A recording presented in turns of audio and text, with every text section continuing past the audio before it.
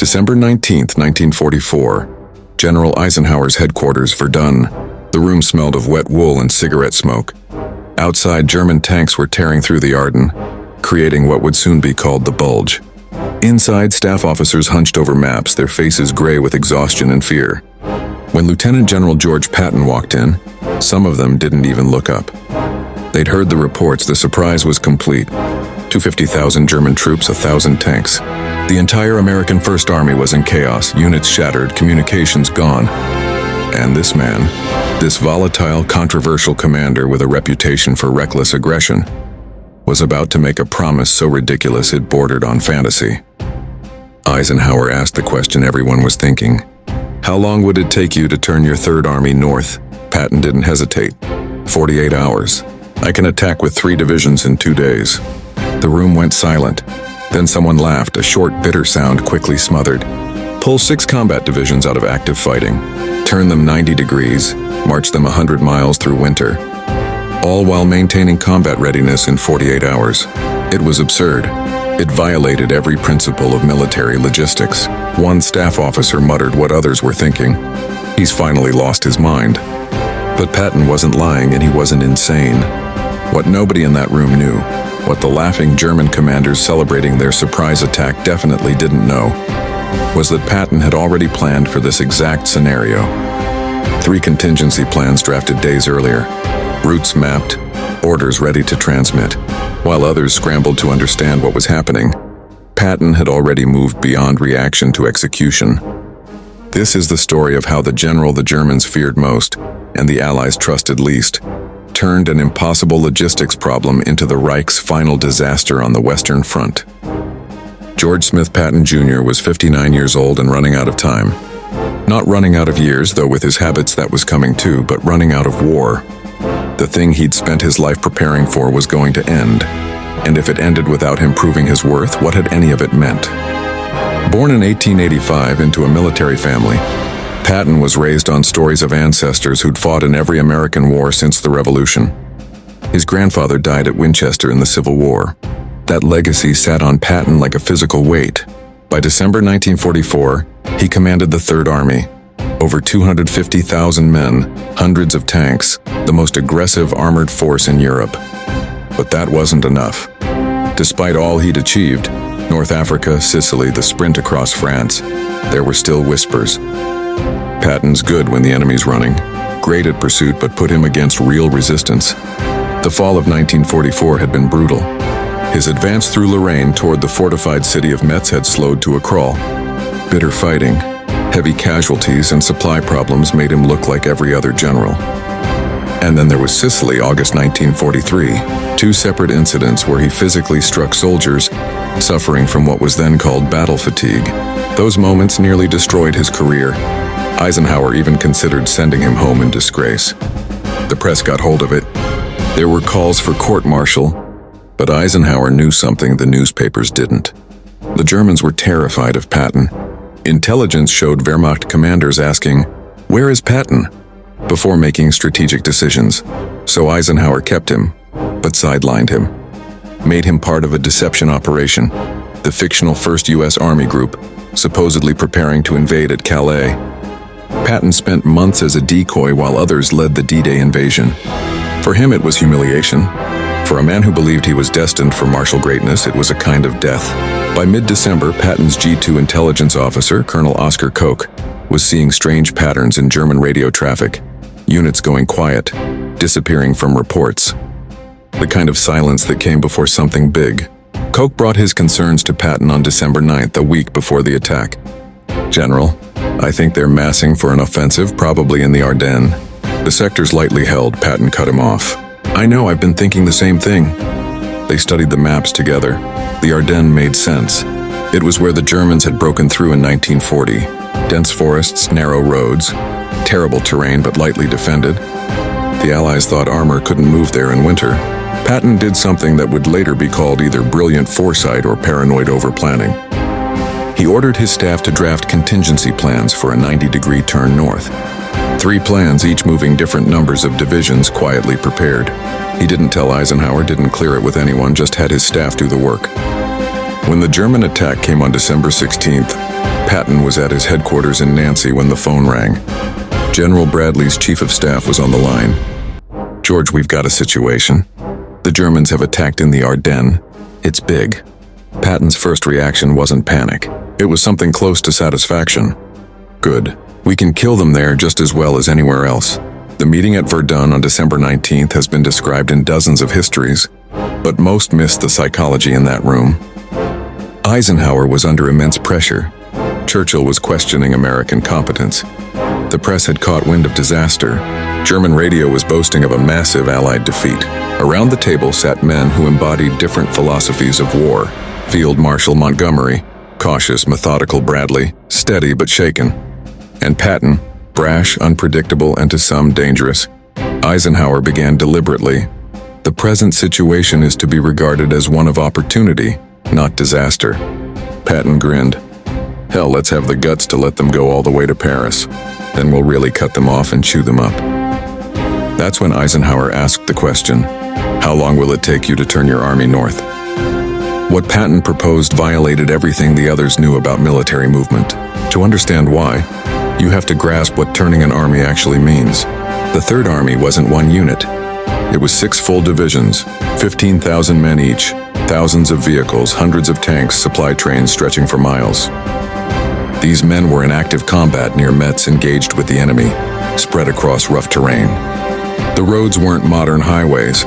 They were narrow, icy lanes winding through forests and villages. In mid-December, temperatures dropped below freezing. Snow and ice covered everything. One broken vehicle could block an entire column for hours. The logistics were nightmarish. Ammunition dumps had to be rerouted, fuel depots repositioned, and it all had to happen in 72 hours while keeping it secret. When Patton said 48 hours, he wasn't bluffing. His staff already had a plan. His chief of staff, General Hobart Gay, had divided the contingency plans into phases. The first orders went out before Patton even left Verdun. The night of December 19th, across a 100-mile front, American units began to move north. It was the most complex redeployment in military history. The 4th Armored Division, which would lead the attack toward Bastogne, had to disengage from combat near Saarbrücken, march 90 miles north, and arrive ready to fight. They did it in less than 48 hours, losing only a handful of vehicles to mechanical failure. It shouldn't have been possible. By every conventional calculation, it wasn't. But Patton's army made the impossible routine through relentless discipline and speed. What enabled this logistical miracle was invisible to most historians: the Red Ball Express mentality. The Supply Corps simply rerouted convoys already in motion, treating the redeployment as continuous movement, not a pause. Supply officers, given immediate authority, created ad hoc fuel and ammo dumps along the new routes overnight. Where German logistics demanded repair, American logistics relied on replacement. If a truck broke down, another took its place within hours. Mass production was the hidden weapon. The U.S. supply machine could outpace failure itself. Every halted convoy was simply absorbed by another, keeping the Third Army rolling north while the Germans struggled to refuel. Superior communication sealed the advantage. Orders activating the shift went out by encrypted radio as Patton left Verdun, while German units relied on couriers trudging through snow, losing hours that became days. Meanwhile, at German headquarters, the mood was triumphant. Intelligence confirmed Patton's army was far to the south. They assumed, correctly by normal logic, that such a large force couldn't possibly reposition fast enough to matter. Field Marshal von Rundstedt estimated it would take at least 2 weeks for Patton to mount a serious counterattack. But the German command's failure was an act of blindness, industrial, not tactical. They underestimated America's logistical capacity. Hitler's entire plan hinged on capturing Allied fuel depots, especially at Spa and Stavelot. Kampfgruppe Piper, the spearhead, ran short of fuel almost immediately, its powerful Tiger IIs turning into roadblocks on frozen mountain paths. Piper knew they'd never reach the objectives without capturing American supplies. But Patton's Third Army, fully fueled and resupplied, moved freely. German planners had built their offensive on perfection. Patton built his counterattack on redundancy. American logistics didn't depend on luck. They depended on an endless capacity to replace and move. The Germans had no idea what was coming. No idea the man they feared most was already in motion, driving north through snow and night. December 22, 1944. The Third Army's attack jumped off at 600 hours in conditions that would have stopped most armies cold. The temperature was 8 degrees Fahrenheit. Snow fell all night. The cold killed men in their sleep, froze weapons and paralyzed engines.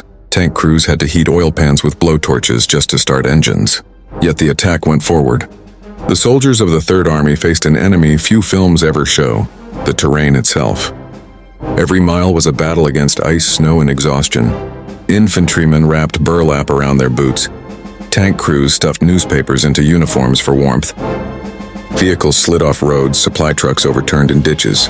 The weather didn't just slow them, it tried to kill them. German material weaknesses compounded their misery. Many of their vehicles ran on synthetic fuel that thickened in the cold.